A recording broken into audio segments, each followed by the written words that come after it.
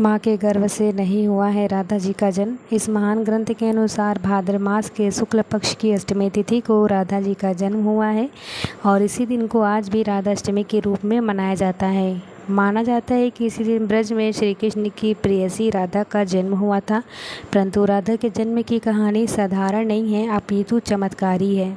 ब्रह्मा वैवर्त पुराण के अनुसार राधा श्री कृष्ण की तरह ही अनादि और अजन्मी हैं। जी हाँ, अर्थात उनका जन्म माता के गर्भ से नहीं हुआ है।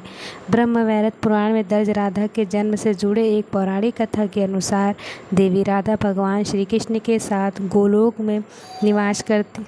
एक बार देवी राधा गोकुल में नहीं थी, तब श्री कृष्ण अपनी एक अन्य पत्नी विरजा के साथ विहार कर रहे थे। राधा की इसकी जैसी ही सूचना मिली, वह गोकुल लौट आए। इन्होंने विरजा को श्री कृष्ण के संग विहार करते हुए देखा तो कृष्ण को भला बुरा कहने लगी। राधा को क्रोधित होकर विरजा नदी बनकर वहाँ से चली गई, परंतु राधा का यह क्रोध श्री कृष्ण सेवक और मित्र सुदामा को गवारा ना हुआ। उन्होंने राधा से ऊँची आवाज़ में बात की और उन्हें अपमानित किया। इससे देवी राधा और क्रोधित हो गई और क्रोधावश पे श्री दामा को यह श्राप दिया कि अगले जन्म में वे एक राक्षस कुल में जन्म लेंगे। श्री सुदामा ने भी आवेश में आकर देवी राधा को पृथ्वी पर मनुष्य रूप में जन्म लेने का शाप दे दिया।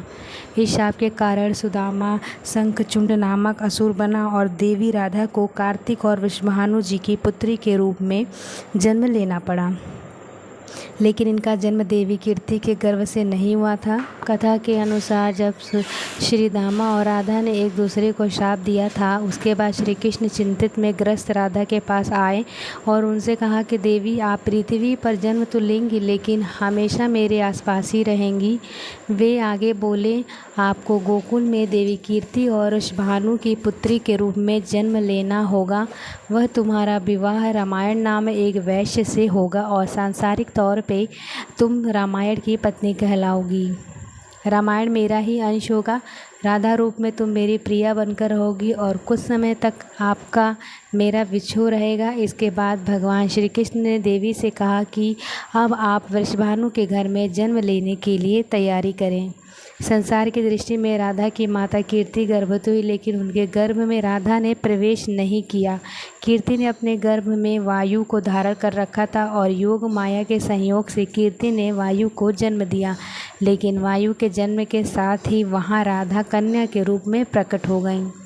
इसलिए यह माना जाता है कि देवी राधा अयोनिजा थी।